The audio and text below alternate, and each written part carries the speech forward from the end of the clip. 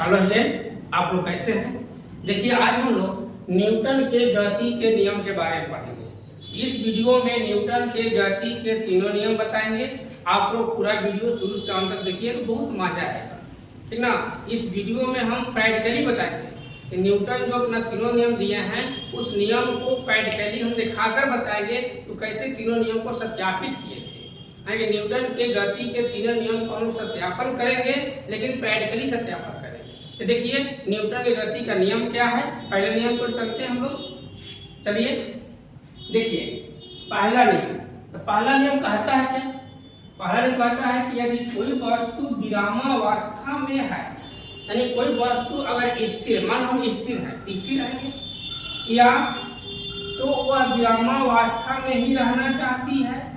यदि विरामावस्था में है तो विरामावस्था में रहना चाहती है, या यदि वो गत्यावस्था यानी गति की अवस्था में है तो गति की अवस्था में रहना चाहती है। कब तक? जब तक कि उस पर कोई बाह्य बल कार्य न करे या कोई बाहरी बल न लगाया जाए, तब तक वो विरामावस्था में रहती है। इसको प्रैक्टिकली दिखाने के लिए न्यूटन क्या किए थे, यहाँ पर देखेंगे। तो न्यूटन सबसे पहले एक ग्लास ले लिए थे। क्या किए थे? एक ग्लास ले लिए थे और ग्लास के ऊपर ये एक पोस्टकार्ड रख दिए थे। ग्लास के ऊपर क्या किए थे? पोस्टकार्ड रख दिए थे और पोस्टकार्ड के बीचों बीच एक सिक्का रख दिए थे। यही बात हम लोग लिखेंगे कि न्यूटन ने प्रैक्टिकली करने के लिए सबसे पहले एक ग्लास ले लिए, उसके ऊपर एक पोस्टकार्ड रख दिए, उसके बीचों बीच एक सिक्का रख दिए। सब विरामावस्था में है, गिलास भी विरामावस्था में है, सिक्का भी विरामावस्था में है और पोस्टकार्ड भी विरामावस्था में है। लेकिन जब पोस्टकार्ड को ठोकर मारा गया, यानी कि पोस्टकार्ड को ढकेला गया, ठोकर मारा गया, तो देखा गया कि पोस्टकार्ड जो है मोशन के कारण, गति के कारण नीचे गिर जाता है, जबकि सिक्का जो है गिलास में ही गिर जाता है। इससे क्या बोध होता है कि जो वस्तु गति अवस्था में है वो गति अवस्था में रहना चाहती है, जो विरामावस्था में है वो विरामावस्था में रहना चाहती है।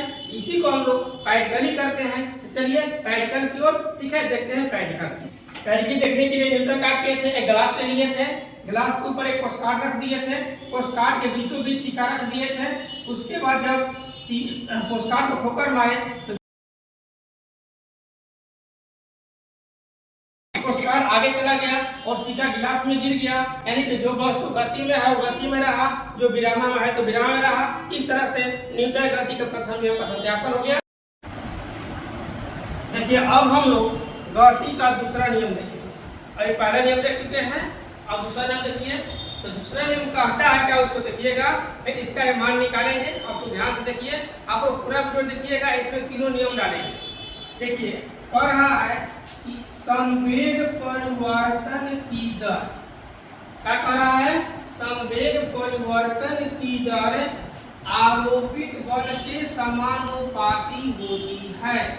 संवेग परिवर्तन की दर आरोपित बल के समानुपाती होती है और यह परिवर्तन उसी दिशा में होता है, और यह परिवर्तन उसी दिशा में होता है जिस दिशा में बल लगाया जाता है, जिस दिशा में बल लगाया जाता है।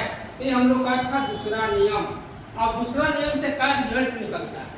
कहता है कि न्यूटन के गति के दूसरे नियम से बल की माप क्या निकलता है? बल की माप मतलब A बराबर ma हम लोग को प्राप्त होता है। A बराबर ma कैसे प्राप्त होता है अब दिखाएंगे पूरा वीडियो में। आप लोग देखिए सत्यापन में। अब यहाँ देखिए सत्यापन में ये एक बॉडी है और ये बॉडी जो है u वेग से आगे की ओर बढ़ रहा है, और इसी बढ़ते हुए वस्तु पर, ये जो वस्तु था हमारा u वेग से आगे की ओर बढ़ रहा था ना, अब इसी पर एक बल लगा दिए, एक बल लगा दिए। अब ये वस्तु यहाँ से यहाँ पर आ गया, ये त्वरण हुआ और t समय के बाद यहाँ पर वेग भी हो गया। गया ठीक है। माना कि m द्रव्यमान, आपको साइड में लिख लीजिए आराम से, m द्रव्यमान की वस्तु u वेग से चलना प्रारंभ करती है तथा गति की दिशा में F बल लगाने से वेग भी हो जाता है, कोई दिक्कत नहीं है। आप लोग पूरा इतना का पहले स्क्रीनशॉट ले लीजिए। हो सकता है कि जगह कम होगा तो हम उसको अपना काट लेंगे। आप लोग पूरा वीडियो को ध्यान से देखिए। अब देखिए इसको हम लोग प्रैक्टिकली समझाते हैं। प्रैक्टिकली समझाने के लिए हम लोग लिखेंगे प्रारंभिक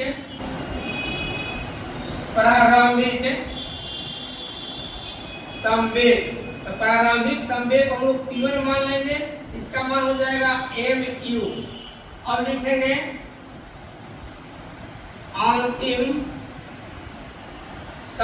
अंतिम संवेग को P2 मान लेंगे, इसका मान mv हो जाएगा।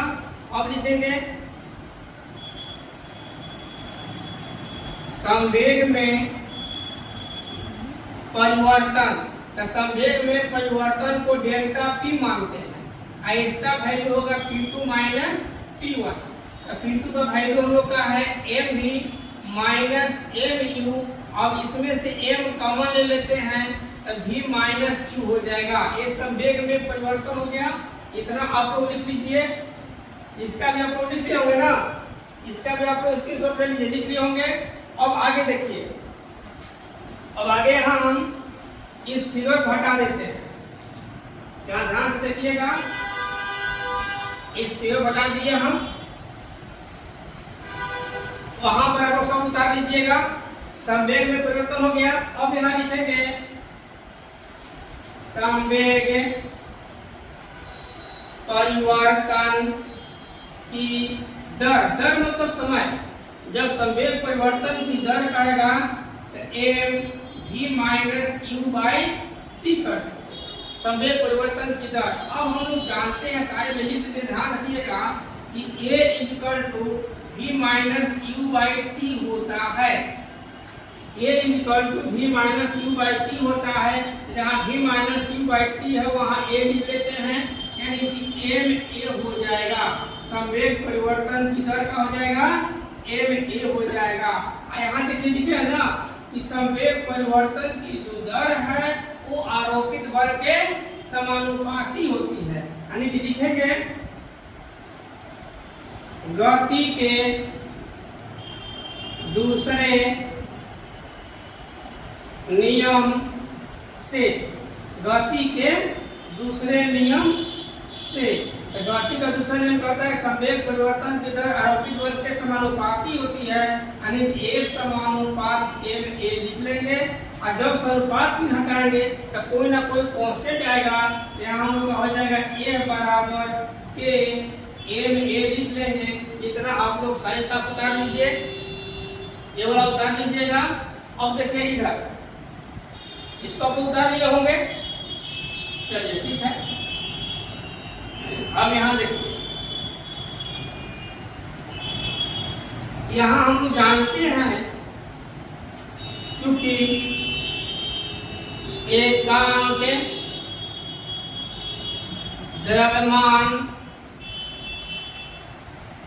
के लिए, एकांक द्रव्यमान के लिए k का मान 1 होता है। एकांक द्रव्यमान के लिए k का मान 1 होता है। यहाँ k का मान 1 हो जाएगा, यानी कि F बराबर ma हम लोग लिख सकते हैं। ये हो गया हम लोग का न्यूटन के गति के दूसरे नियम का सत्यापन, जो कि F बराबर ma लाना था, F बराबर ma आ गया। अब देखिए न्यूटन गति के तृतीय नियम का सत्यापन, आगे देखिएगा। देखिए अब तीसरा नियम, तीसरा नियम क्या कहता है, देखिए आप लोग, कहता है कि प्रत्येक क्रिया के बराबर किंतु विपरीत प्रतिक्रिया होती है। यानी कि जितना हम क्रिया करेंगे उसका रिजल्ट उसके सामने आ जाएगा, जितना हम पढ़ेंगे उतना रिजल्ट आएगा। ठीक है, इसका एग्जाम्पल होता है, अगर बंदूक से हम लोग गोली छोड़ते हैं तो गोली जिस रफ्तार से आगे जाता है, बंदूक जो है उसी रफ्तार से पीछे की ओर धक्का मारता है। यानी कि प्रत्येक क्रिया के बराबर विपरीत प्रतिक्रिया हो गया। देखो बदमाशी कर रहा है, अब उसको हम एक झप मारेंगे ना तो उसको भी चोट लगेगा, हमको भी चोट लगेगा। मतलब क्या, प्रत्येक क्रिया के बराबर विपरीत प्रतिक्रिया हो रहा है।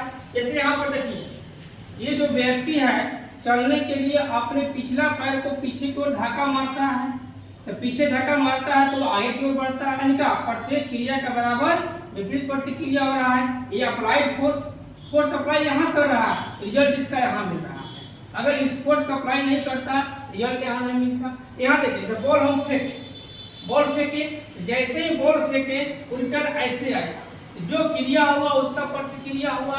अब पूरा वीडियो को, ठीक है, धन्यवाद। फिर अगले वीडियो में फिर मिलते हैं।